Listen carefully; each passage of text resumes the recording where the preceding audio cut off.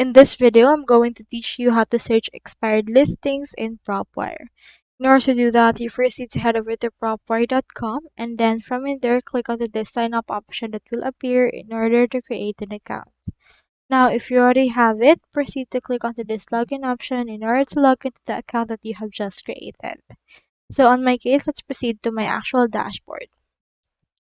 Here is my dashboard. So to search for expired listings on PropWire, first select your target area. So on my case, let's input right here Las Vegas.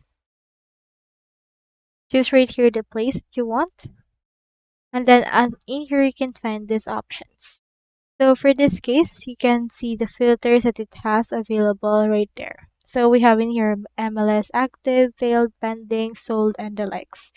So for this case, you can just head over and then find MLS status and choose failed option.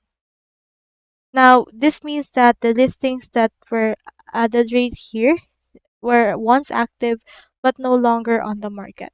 So what you can do is you can click onto this particular thing right here. You can find the details for this property and you can see its picture.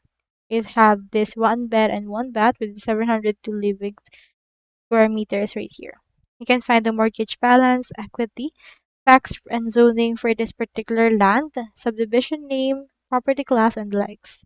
You can head over and then contact the owner still even if the listing is expired. You also have the option to click on the owner tab. You can find their full name, their mailing address, as well as phone number. Now, into this case, you can also use skip trace in order to get their phone number, email, and more.